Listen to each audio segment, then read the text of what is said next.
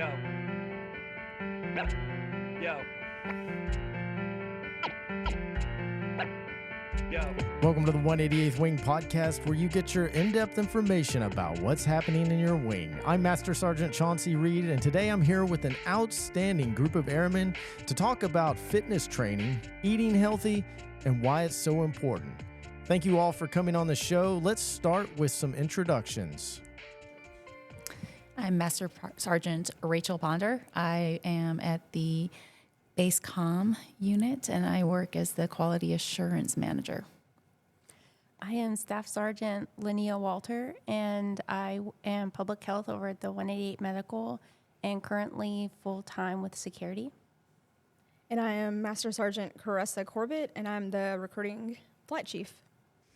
Well, let's start off with talking about fitness and what makes it important. Overall, the emphasis of physical fitness in the U.S. military reflects its importance in enhancing operational effectiveness, promoting combat readiness, reducing injury, supporting mental resiliency, and fostering unit cohesion.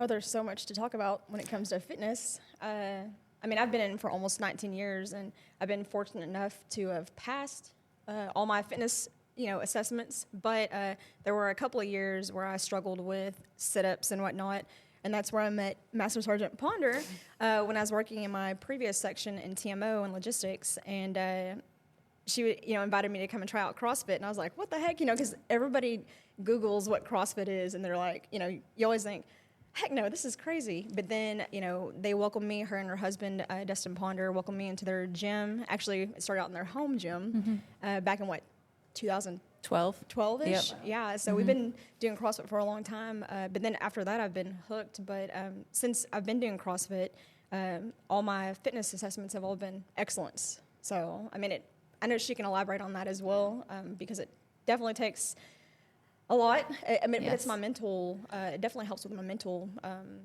stress. It decompresses, and it's helped me a lot. So I know she can elaborate on the fitness piece. You know what they say about how do you know if someone does CrossFit? We talk about it, and you're going to hear about it. This could be the whole hour. Fair enough. Yeah, no, I think that CrossFit obviously is something that we are very passionate about, but just being functional in your movements and being passionate about that particular modality that you're going to select to keep up with your fitness, that's really the bottom line, just making sure that you are loving what you're doing, enjoying it, and you're focusing on the longevity piece, because that, I think, is the missing link for a lot of us as we endure our passions and trying to go through the journey of becoming a healthier version of ourselves. We try to beat ourselves up too much, and I think that is one of the good things that CrossFit actually, ironically, it does not have, especially if you're with a good community and you have a good coach. They're not going to allow you to beat yourselves up. So before we started, I heard you say something really interesting about training to pass the physical fitness test versus training to be healthy. And I think that a lot of us have fallen into that before, where we're just focused on trying to pass the physical fitness test in the Air Force, and instead of just trying to train to be physically fit. And I definitely think that integrating it into your lifestyle is going to be your long-term success rate, right? You're not going to reap the benefits of being physically fit unless you are trying to, eat healthier, be more, including more movement in your day-to-day tasks. But yeah, no, definitely something that a lot of us have fallen into the trap of is just, our PT is, whatever month of the year. 2 months before that, we're going to go out and we're going to beat ourselves up and we're going to run around the track until we can't run anymore. We get shin splints, we get achy knees and ankles and twisted ankle, because I experienced that myself last year. That was fun. So, I remember. Oh yeah, I was a bum for a while. And actually it wasn't even trying to prepare. It was because I was not paying attention when I was running and hit a pothole, and it was, once you approach 40, the body does not bounce back as it used to. But yeah, just making sure that it's in part of your everyday lifestyle is really the biggest success for everybody. And like the fitness assessment, everybody knows it's coming every year. It's an open book test. I feel like if you're not prepared, it's going to be that added stress. So, I saw this one I don't know, picture or something that somebody had created, and it just said that even on your worst day, you're not going to regret a workout. And I have to focus on, like, sometimes I have to, No, it's the next day you regret it. you're The sore. next two. If it's not in your everyday. Yeah, and it just, it resonated with me because, some days you don't want to go to the gym, and then when you make it there, like you said, you never regret, even if it's a 50%, you still showed up. Yeah, you feel accomplished. Yeah, You we do. have a after you really do nice it. gym. No excuses. That's true, and it's free. We do, yeah. But talking about like the CrossFit side too, I mean, we're going to talk about CrossFit. No, I just really, we are passionate about it because, we've been doing it for a long time, but it's not even just the fitness, it's all the things that you achieve, but then the people. I think if you have a great community, like Sergeant Ponder was saying, that makes it as well. So I love that's an everybody. interesting difference between active duty versus National Guard, because a lot of active duty units will PT together, and we generally don't do that on the full-time side in the National Guard. So I also have found that finding a community where I can get motivation and support from people around me to stay in it, keep working, is a lot of help. Sergeant Walter, you're like the newest airman at the table here. What's your perspective as far as fitness goes and the fitness test? It's the fitness test in itself is, I would say, the same thing, pretty easy. I know that they're always altering the different components, and people are always looking for like the easier things to do. But me, myself, this last PT test I took, I am not a runner, and it was pretty rough. So, Sergeant Ponder was saying, if you don't incorporate it in your everyday, it can be kind of tough. But, I'm trying to get better at that, like running and everything. But just overall, like going to the gym is really good for your mental health and decompressing. And you can feel it. I think anybody can really feel it when you don't go for so long. You feel all that built up inside of you.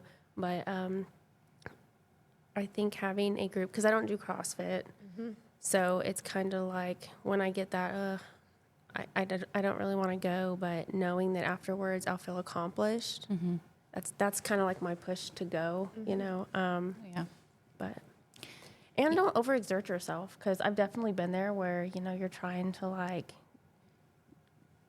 push up a lot of weight, and then you pull something, and it takes time, to see results. So That's part of it. I think the addiction is that when you start seeing the results, it becomes addicting, Yeah. and then it's just one of those that you get better, and so then you want to push harder. So I get that it's Yeah. addicting, so. Yeah, and that's good addiction. there's It's a good a addiction. plus and minus to that. When we start pushing harder, we can become more prone to injury. But when we start training regularly with constructive plans, then physical training can actually help us prevent injuries. Regular physical training can strengthen muscles, joints, and bones, reducing the risk of injury during training exercises and combat deployments. So it actually can help you be more combat ready and operationally effective. Absolutely. Especially when you start to integrate some good mobility and stretching exercises and stuff yeah. like that. Oh, That's yeah, something that I think a stretching. lot of us neglect, because it's not cool, it's not sexy, it's not the stuff that's going to get you the results that you're actually physically looking for from the aesthetic perspective, which is really, this is what a lot of people that get into fitness, they want to look good, right? That's kind of the biggest piece, the biggest component, aside from wanting to pass their PT. They want to feel confident in their bodies, and the whole mobility. I myself, I'm the worst with that, but I know that that's actually been the main culprit to why I have suffered a lot of my injuries as well, especially like my shoulders. They get achy, and that's just from not having the implementation of the corrective actions that you need for stretching and getting that range of motion, keeping that up. Yep. I agree. That's one aspect of a particular training organization that I use that I like, is that there is a warm-up period with stretching and stuff before we actually do workout of the day. Not to put any names or anything to them. But no, and when Sergeant Walter has said that about not being part of, that particular modality of training, but actually having that accountability from another person, like Sergeant Corbit and I had done that for several years, I guess, when we were working out together at the base gym. We would just kind of meet every Monday, Tuesday, Thursday, or something like that. We would just go there and make sure that we were doing our lifting and, spotting each other and making sure that we weren't pushing too hard. So having that accountability partner as well, if you're not going to be involved in a community sport of training, that's another avenue that you can go through. Get yourself a partner. Oh, yeah. Accountability. Mm-hmm. Which I see a lot of at the base gym. There's a good group of guys that seem to show up and always working out together. I've seen a couple of girls kind of showing up every once in a while. They're not as consistent. I would like to see more females in the weight room, but it'd be good to kind of get some 1s and 2s pairs and go out there and start lifting some weight. Oh, yeah. We need to think of a weightlifting competition. That would be fun. It would be fun. We should do something like that. I'm not an expert on this, but I heard a news report the other day that said that there was some study done that showed that heavy weightlifting in women actually increases their lifespan. Mm-hmm. Well, women suffer from osteoporosis as we get older, that we are more susceptible to that.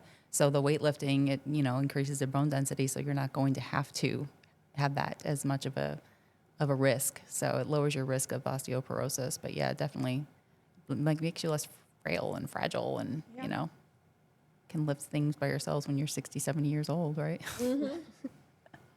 One grocery trip haul, right? Yeah.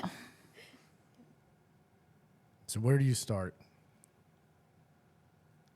Like, what do you mean? Like for the airman that's out here on base right now, or a DSG somewhere at home, where do they start when they want to, Embark. I'm not in the shape that I need to be, and I see that and I want to do better. Where do I begin? Well, there's a whole bunch of free programs out there that you can go to. I mean, I think that bodybuilding.com was a really popular one back in the day whenever I was actually following stuff like that. But then there's other, paid programs that are, minimal costs and whatnot too. I think that there's apps. I think 5x5 is a really popular one that can just meet you where you're at, and then kind of build your strength from there. So there's just a lot of options, and I guess it just depends on what you're looking to kind of invest in yourself. So that would be my number one recommendation, is just download an app. I mean, there's so many that you can actually track your. One of the ones that I use is Heavy, HEVY, and they have their own programs that are included in that particular app that you can follow just from a baseline perspective. I want to say it was like $1 or something a month, maybe. I don't even know, something super cheap. But that, and you can build your own programs as you can become more confident in that. You can follow other people and, see what their workouts are looking like. And, there's a little bit of a competitive aspect to it, because I think that there's I saw a compare button, like you can see how much stronger you are than this other person. So there's some things like that I would say to start with. So start with information. Mm-hmm. And then I would say, I think part of what you just said would be set clear goals. Right. Yeah. So you don't want to go in and start working out 5 days a week if you've never worked out. I would say probably 1 to 2 days a week, kind of start easing yourself into it. Full body is definitely the way that you want to go. You don't want to isolate any muscles or anything like that and kill it too much. That's going to be way too much, I think. I think that kind of just easing yourself into it and making sure that you're getting your body acclimated to any type of movement is where you want to start.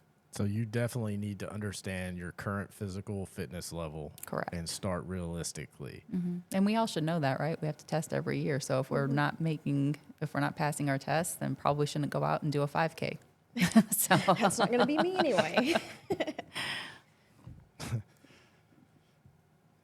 To kind of go off of that, I like that you mentioned the apps, because for people who've never worked out before, the apps is a really good way to introduce yourself to new workouts too, and that can build your confidence getting into the gym. Mm-hmm. And because sometimes people I feel like can get into the gym and with like look around and they're like, oh, well, everybody knows what they're hitting today. They know the workouts and I'm so new. Like, what do I do? You know, so those apps can kind of help build that confidence to even get you. Because the plan's already there for you, right? You just go and follow it and you do what you can do. And a lot of them will tell you what your goal is to hit, like your rep range and how many reps in reserve that you should have.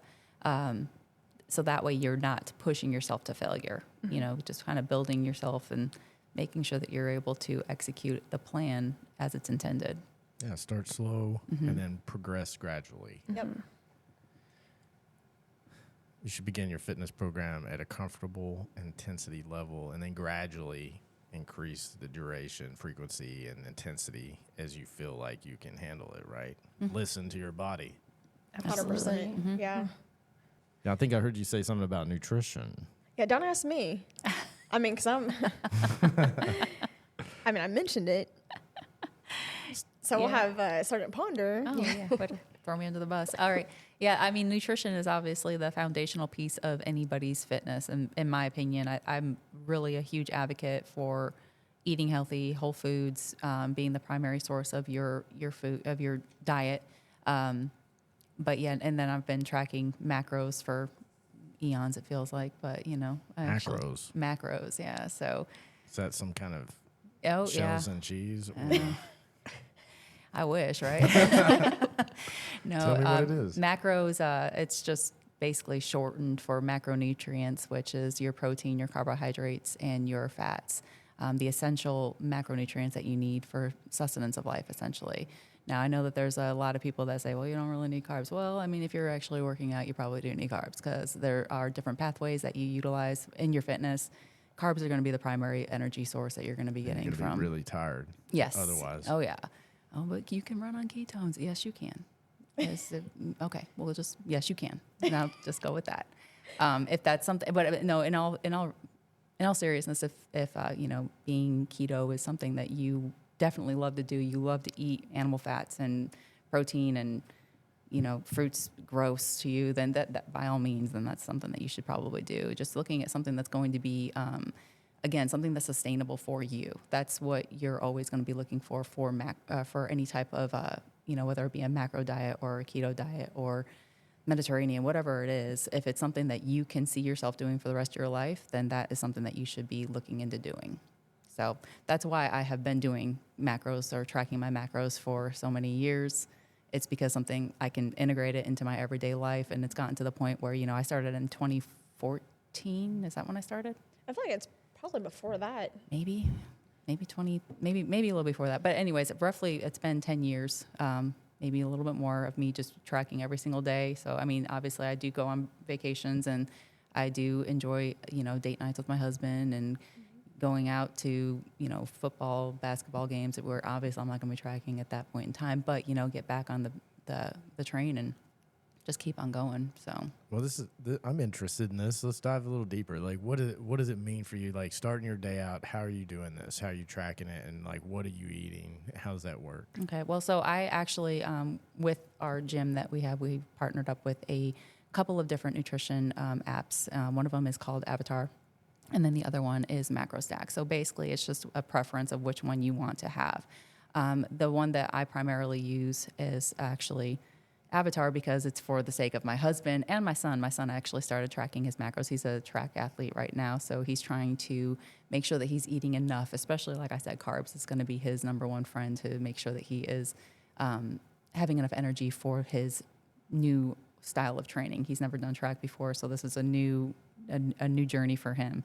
So, but it's easy for my husband and my son to go to my meals and copy what they have planned for the dinner, and then you know, edit it to whatever they're going to have as far as the amount. So their amount's going to be a little bit different from my amount, but they can just copy it, bring it over to their day, and then plan for the rest of their day.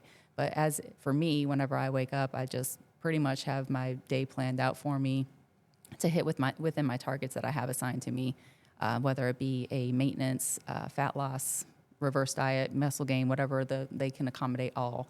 And that's basically what I do is just, you know, I have a protein target I have to hit throughout the day. Same with the carbs, same with the fats. I'm trying to get a minimum amount of fiber so that I'm actually, you know, making sure that I'm focusing on the nutrient dense foods versus eating a box of Pop-Tarts, because I think that's probably something that if you have heard about macros, you've probably heard of if it fits your macros, or IIFYM, is that what it is? Yeah.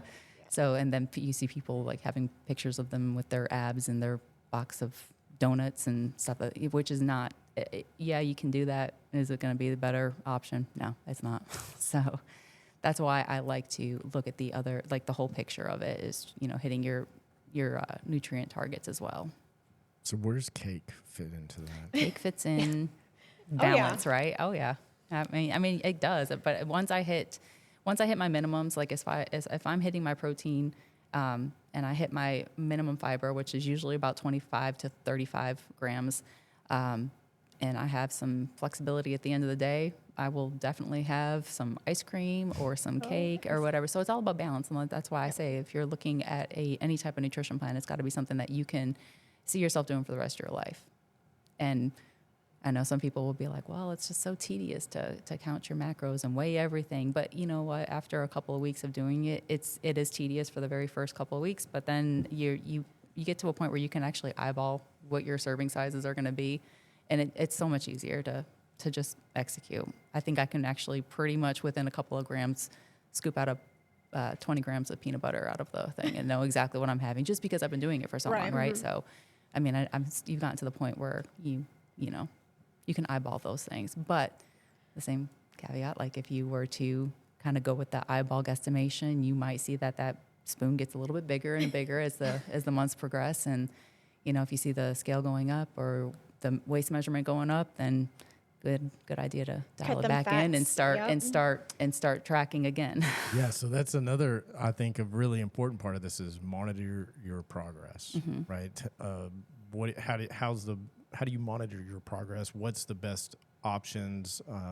What are we looking for exactly? Well, I guess it depends on which phase of your training you're in.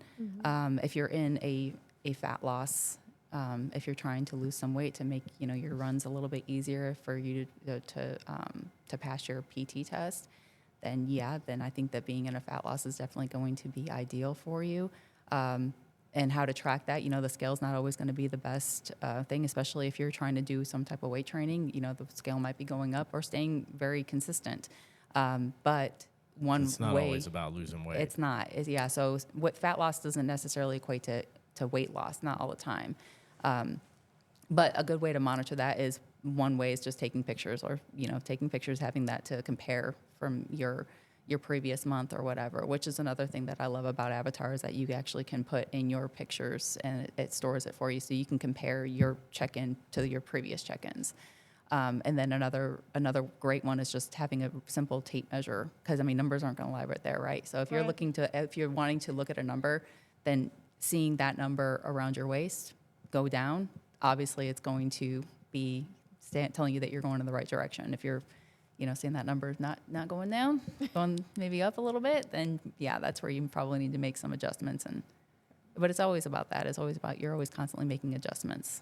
So when we're talking about monitoring your progress now, on the other side of things, tracking your workouts, how important is that? Understanding what you're doing, weights you're doing. I think it's important. I'm always trying to progressively, add weight or reps or just do a little bit more volume at some point in my training. I'm actually coming back from a surgery, so right now I'm kind of easing back into it, but seeing... And still killing it. Still killing it. So right now I'm just trying to get back to, what my baseline was and just making sure that I am not overdoing it. So I'm actually at that point in my journey right now. But I think that watching, tracking your weekly programs so that you can progress and always seeking, to further yourself. So watching the barbell, get a little bit heavier, the reps get a little bit longer. That's pretty awesome. Yeah, it's motivating. It is, and that's another great point is that if once you have that that positive reinforcement that I'm getting stronger, or this is feeling really good, or this was hard whenever I started, but now I can knock out 20 reps of this 95-pound bench. That's a pretty awesome feeling, right? Yeah. And it's another number that you can look at instead of having to look at the scale. There you go. I like that. I know we're our own worst enemy as far as looking at the scale every morning or every week or whatever the case is. I mean, we weigh ourselves and we try to tie ourselves into that number, and having ourselves tied to a number like, well, this is what this body can do, which is just so empowering.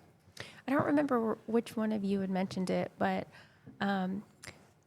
the gym isn't always, I think it's like a common misconception of people thinking like, especially maybe like females, right? Like we're in the gym and we're trying to lose weight. It's not always about that, you know? So sometimes we're trying to like, you know, gain muscle over here too. Oh yeah. I think that that's one of the biggest lies that we've been told as women, is that we need to fit into a smaller category or smaller clothes, whatever the case is. But it's actually a lot more empowering if you actually realize that your ideal body, it probably weighs 10, 15, 20 pounds more than what you think it does.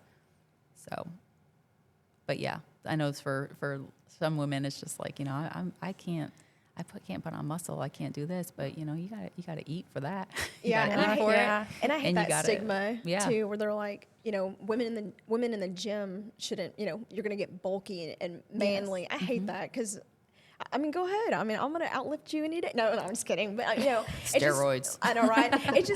Like, you know, like you guys have said, it is empowering to be able to lift, you know, a percentage of weight that might have been heavy when you first started, and then now it's for reps, and then increasing like the weight, and you're like, man, I never thought I'd have like a 200-pound clean or a 285 or whatever back squat. Like that to me, and like seeing other women in the gym, you know, getting a personal best and a 300-pound back squat, and so like that to me, it excites me, because you know, they're excited, and then it motivates you, and then just everybody gets excited about it. So yeah, I saw something actually, I think on Instagram not too long ago. They were talking about, like, I've never seen anybody jump with excitement over how much they weigh after they get off the scale. Like, they hit a goal weight and they just jump with excitement. No, you don't see that. But if you see somebody hit a deadlift personal best or squat personal, anything like that, if you lifted the most weight that you ever lifted, what do? You jumped up and down. You get super excited. You scream. You just, like, you know, this sense of euphoria just enters your body, and it's like, whoa, it's like, all that I can hard do work that. paid off. Yeah, that's you know, something all your actually coming to fruition is actually seeing what you can do with that barbell.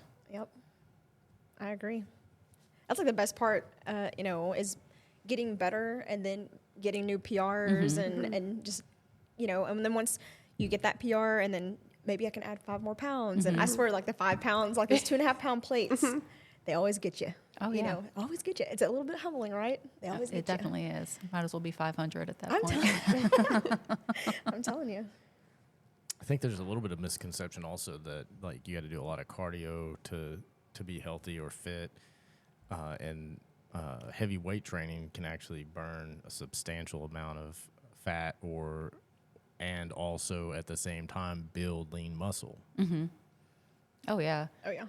Women especially are, historically, we've always been under-muscled. And we've always tried to fit into that category of trying to lose weight, for the majority of us, not all of us. But there are a lot of people that just think that they need to lose weight, when in reality, you know, you can be 110 pounds and just have some loose skin that you're not happy with. You don't need to lose weight. You need to put on some muscle. And that's actually what's going to, like I said earlier, is that, you know, your ideal body that you're chasing is not going to be a lighter weight. It's going to be at a heavier weight, almost probably 8 times out of 10. So I'm going to jump back. We were talking about nutrition and we were talking about food, but there's a whole other side of intake that we have to account for, which is hydration. So how important is it to stay hydrated, and what kind of effects can that have on your training? Oh, there's multiple effects that it could have on your training. I wouldn't say that I'm an expert on that, but I mean, pretty much, you know when you're not hydrated, right? You're not thinking very clearly. From just a neurological standpoint, I think there's a lot that can be said about your body as far as being not hydrated. You're not going to perform as well. You're not going to be as energized. There's just a lot of things that, you know, go into that. But I would say that just making sure that you are hitting your body weight in ounces at minimum would probably be safe. But as you get more active, then you're going to need to go far beyond that. But I mean, our bodies are 75% water. Is that what it is? I think that's what I've seen before. Close enough. Close enough. I don't know. So I mean, obviously, that's what we need is water. You can go longer without food than you can with water. So that in itself should tell you all that you need to know. So what's the stigma with like the sodium? So, all of us, we think sodium and bloat and all the bad stuff. Yeah. But I keep hearing lately, you have to have sodium. Sodium has actually been, it's just one of those things that have been demonized in the fitness industry. And to a good point, though, for the most part, anybody that's eating a standard American diet is probably killing it with the sodium. They probably have more sodium than they really need. Whereas on the flip side, if you were to go with a more whole foods, nutrient-dense approach, you're probably going to be under sodium or consuming less sodium than what you need. So it's an electrolyte. It's actually what you need. It's what keeps you hydrated. But yeah, no, I think that now I think like things like LMNT and stuff like that are coming out in what is the hydration sticks that you can get from Walmart? What are they called? I know what you're talking about, like that Insta hydration. Yeah, I can't remember what. Like the It's liquid stuff? IV. Yeah, liquid IV. Okay. There you go. So those are becoming a lot more popular, especially, we get into the Arkansas heat that we have here. Oh, yeah. I mean, that's probably the months that we definitely primarily need to be drinking some of these, the sodium. The electrolytes, like the Powerades, Gatorades. Oh, yeah, because you can be over, you can kill your electrolyte levels by just having too much water and not having the right, not getting in the sodium that you need, especially if you're eating predominantly whole foods. Yeah, you're not getting as much sodium as you need. Wait a second. Did you just say like if I drink too much water, it's bad for me? Yeah, if you're, That's it can. No, it's a balance. It's all about having that healthy balance. So. I wish I was rich enough to have a nutritionist or a professional cook. Hey, then life would be so much easier. You know Zach Grounds, right? Yeah, that's what he does. He's the base nutritionist. I mean, I only trust one person. Yeah. No, I do know that there is a new position here on base, and then he is filling it. And he has mentioned some like nutrition plans, but I haven't seeked that out. So I have had some individuals that could have had like a fitness issue or whatnot, or wanted to, lose weight or whatever. I did refer them to him, so he can make a diet plan. I think. That's awesome. That's definitely going to be a huge. And it's a free tool for anybody. Yeah. Shout out to Sergeant Grounds. Zach Grounds over in medical. Whoop, whoop. He works over there full time, and he can help with those type of things. But yeah, no, I don't want to say that, drinking too much water is going to, for the most part, I don't think any of us are going to be at risk of that. I think it's more of like the high level athletes that are training in the, the middle of summer doing long distance running or CrossFit type competitions and stuff like that. I think that those are the ones that are more at risk of, not of over consuming water and not having enough of an electrolyte. Somebody that follows like a paleo diet or something like that. That's just, there's like no sodium in their system. Yeah. You're going to start a revolution. Yeah. Next thing you know, everybody's got 100% on their fitness test. That's the goal. That There would you be go. ideal. Hey, I yeah. mean, that would be awesome. Nobody would want to mess with Fort Smith, right? I'm telling you. I'll tell you, what the secret to scoring high on a fitness test is? The hammer run. Getting old. This is true. It is true. This is true. I get to run with the 40-year-olds this year. I'm really excited about that. Congratulations. Thank you. Welcome to the team. Hey, I think I might get to do that too. Is 39? No, Oh, No, dang. sorry. You You're got one you're more still too year. young. I'll be 39 in August. So, but I mean, the standards are super simple. Yeah, they are. Yeah. I know. I remember like whenever I first joined, like I had to get 100 every year. Like that was what I had to do. And then I started, why am I doing this? I don't want to do it anymore. I just, I'll settle for my 98.5. That's fine. Oh Lord. I know, right? I know. I'm such a brat. I know. Yeah, I just don't run fast enough to ever, get 100. I was always happy to get like a 90 plus. I didn't care. I mean, I couldn't. Yeah, that's amazing though. I mean, for the most part, when you actually look at the general population, I don't think not many people can do that. If you look at the general population, I think that Sergeant Grounds had sent out an email about like, what was it, like 70% of people that are obese or something like that. He just sent out the email today, or I might have read that wrong. I'll have to look at it. Yeah, it's a high percentage of people that are considered obese. So. And what populace? I think we're talking general. Yeah, South? yeah. No, I think we're talking about the United States. I think is what it said. Golly, I honestly did not pay too close attention to that. I just saw weight management, and I was kind of skimming through the email. So I need to go back and review that. Yeah, But it was. I remember it was a high percentage or something like that. in the South, I mean, we have all that deep fried goodness. That's what makes it. I think the South is probably the higher percentage It's the of culture. obesity. Exactly. Yep. It's who the South kind of identifies themselves as too. Is it's closely tied to their food, so which is another reason why it's like so hard to get anybody in this area to kind of commit to any type of a healthy nutrition plan. Is because they've closely identified. No, mom's cooking is the best cooking, and you can't tell me otherwise. I don't care. Fried chicken is the way we're gonna. I guess it's a eat. good thing that I don't like to cook. Poor Christopher, but I just don't cook a lot, and he grills, so that's probably what's saved a lot of us. Because I mean, I would resort to going out to grab something to eat. That would be easy for me, but I mean, he definitely keeps me accountable with the grilling and the meal prepping every week. That's definitely what keeps me. I mean, because I was talking to some people earlier today where it's, at recruiting, our schedule, like we could be anywhere. And so, and most of the time it's, a straight through, like if you're at a classroom presentation all day, we might get like a 30-minute lunch break. And it's easy to say, oh, well, I'll just, go down the road and grab something quick. And, and it's always unhealthy choices that are the quick options, right? And, or sometimes I'll just won't even, maybe a protein shake or whatever. And then I'm dying for the rest of the day, because I'm hungry. But yeah, with the recruiting, it's hard. Because actually, a couple of my teammates, they wanted to go eat at Tacos for Life yesterday. And I was like, no, I had to turn around and say no, because I meal prepped. I had food here. And a lot of it too is the cost. I just don't want to spend $15 to $20 on a meal.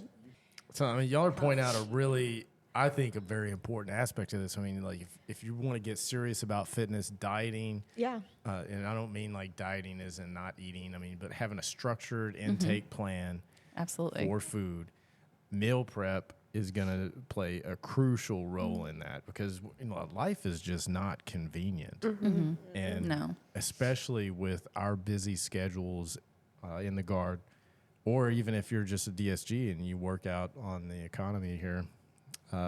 You probably got a really busy schedule also. So like doing meal prep is going to help you stay on that plan. Yeah. And I know a lot of people have a distaste for meal prep. Like for me, like the conventional meal prep, like I'm going to make this type of chicken and I'm going to pre-make it with all of my rice or whatever the case is. I think a lot of people were like by day 3, it's like, I don't want to eat this pre-portioned food anymore. But another way to look at meal prep is actually just to be prepared. Like have something readily available for you to, whip up as a healthy meal. Like my kind of go-to is always like Greek yogurt with some berries thrown in there. Like that is, I'll constantly have that in my work fridge. So that way I can prep my little snack.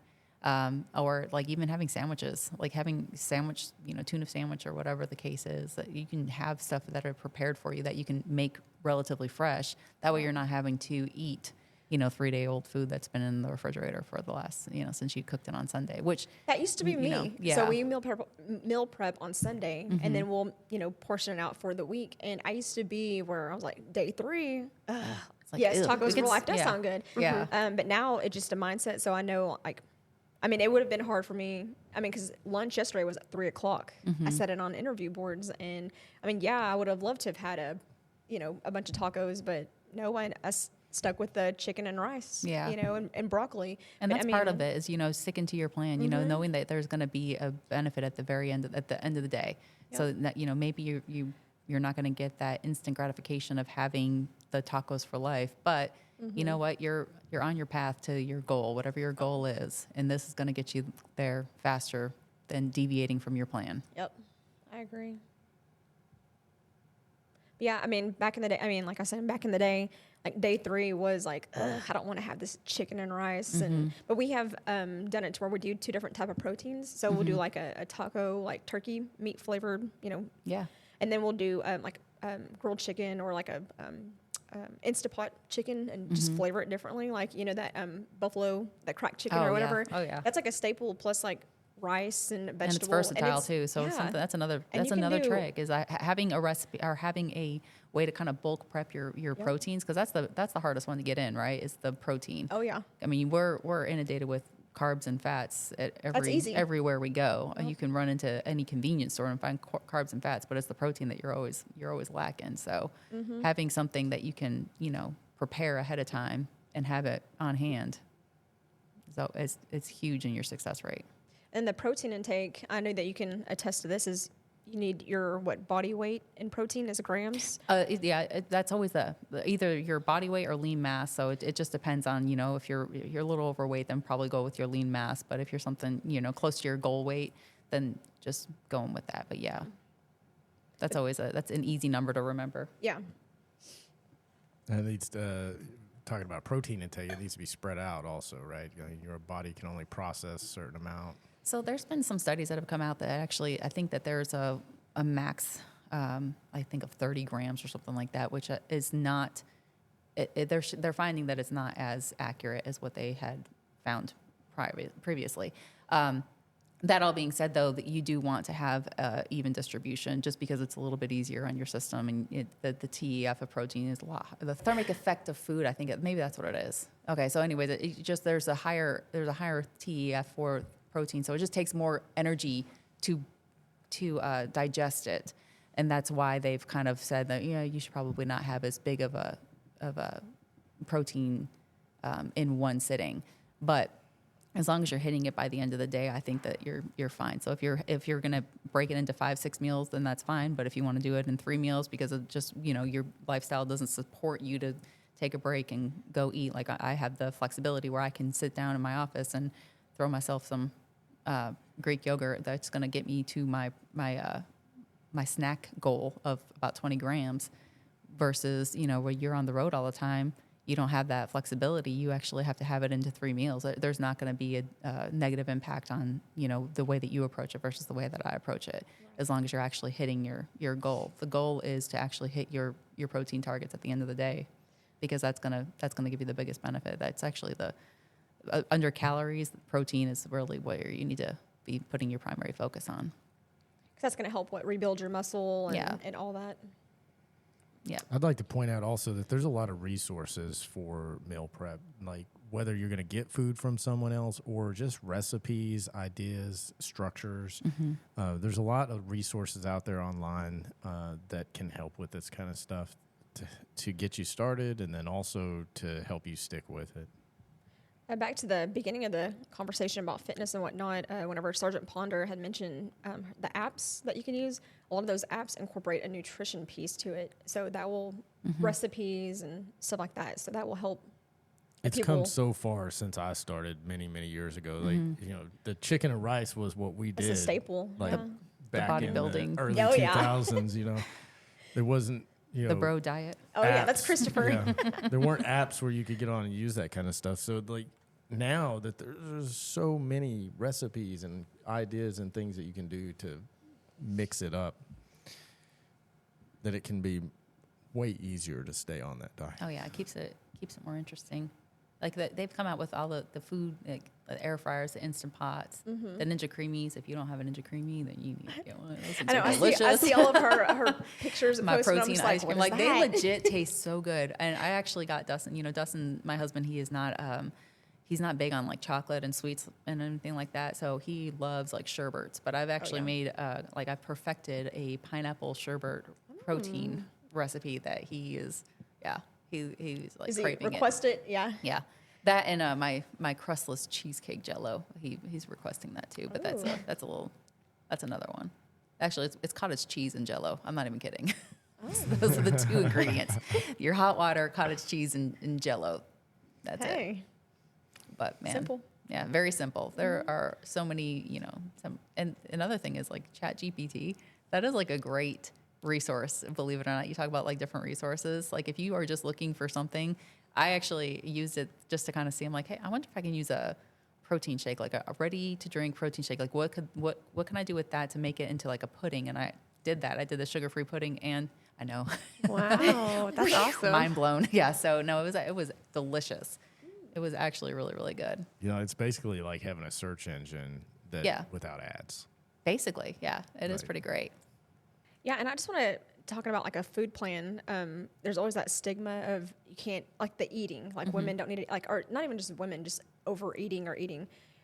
Don't be scared to eat food is what I'm trying to say, because a Yeah. lot of people think like when you overeat or whatever, then Well, that's yeah, what's your metabolism is actually it's a hormone, and it's something that's constantly moving up and down. So it's adaptive. It's going to adapt to whatever level you're feeding it essentially. So if you're constantly under consuming food, then your body is. They talk about starvation mode. It's not really starvation mode, but your metabolism is going to downward regulate. So it's going to burn less, or it's going to actually kind of get rid of your muscle that you have, because that's more calorically expensive to maintain. Right. So if you're not doing the type of exercises that would require you to maintain that muscle, and you're cutting your calories super low, your body's going to know it. It's really kind of a cool organism that it knows what to do to sustain life.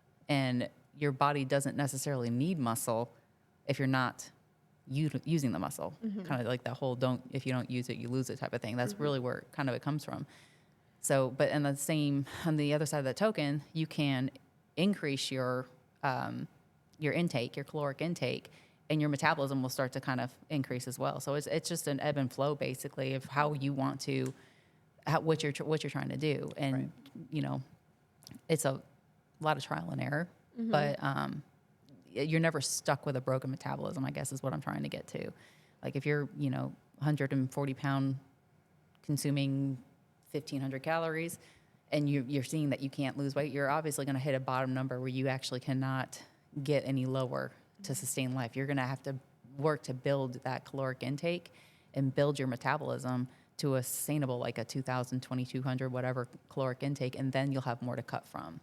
So that's where the whole reverse dieting comes from. I'm sure that some of you have heard about the reverse diet. Has anybody heard about that? Yeah, I've heard a little bit about it. Yeah, so reverse dieting that's where it is. It's actually to build your metabolism so that you actually have more sustainable calories to cut from. Yeah, because I think a lot of people they're scared to eat too much because they don't want to gain weight. So but like you said, it's healthier options, healthier, smaller portions or whatever over an amount of 8-hour periods or whatnot. So, or whatever the case might be. Yeah, well, if you actually take a plate of like whole foods and then just a muffin and a coffee that people have, like a frappuccino or whatever that people get from Starbucks, that is going to be the caloric, Those people. They're delicious. I'm not going to say anything about that, but they're actually, if you actually see what they are, you'll say like, I eat so little, and I eat a muffin and a coffee every morning, whereas this person has eggs and avocado and toast and whatever else was in your ChatGPT diet that was for your breakfast. Like that looks like a lot more food, but calorically they're probably equivalent. And this one, the one with the whole foods, is going to have a better nutrient profile that your body is essentially craving. That's what your body craves, right? It wants the nutrients. It's not really wanting the calories. It needs the nutrients. It needs the vitamins and the minerals and the fiber and the protein and what you're actually feeding it in that breakfast over here. So if you feed it the less healthy option, I guess, the coffee, the donuts, whatever, your body in a couple hours is going to burn through that. It's like, okay, that didn't do anything for me. I need this. So that's why people get more hungry, and that's why that's kind of what starts their psychological downward cycle into thinking, no, I can't eat more because I'm going to gain weight. Well, it depends on what you're actually choosing. So if you're choosing the nutrient foods, you're probably not going to get as hungry as fast. So That's kind of what I was going for, is like, don't be scared to eat a lot of good stuff opposed to like your frappuccino and the muffin, because I mean, even if they are the same caloric, count, I mean, you are going to be hungrier. What do you think about intermittent fasting? I think it is a good tool to utilize to get you into a caloric deficit if you're trying to lose weight. I think that's kind of where it comes from. Now, I follow Lane Norton, and he's kind of debunked a lot of the hype on why intermittent fasting is like the best thing since sliced bread type of thing. But he has done several videos on why, all that intermittent fasting does is provide you a tool to, eat in a smaller window so that you're going to feel a lot more satiated at the end of the day until you get back to your fasting time. And then towards the end of that fasting window, it's like, okay, I'm hungry again, I'm ready, but I have until this month. So if you're, time restricted eating is definitely beneficial to certain people, but it's not something I want to do. I wake up at 5, or I work out at 5 a.m. and there's no way. I do work out fasted for my morning CrossFit workouts, but after that, I'm having a bowl of oatmeal. I'm not waiting until noon to eat because that's just not something I can do. But no, I think it's a good tool for sure. My husband did it, but I lost way too much weight. He was trying to do it in muscle. That. And I was like, you're losing weight. You're trying to gain muscle. I don't understand why you're doing this. Like, you can't eat as much food in a smaller window if you don't.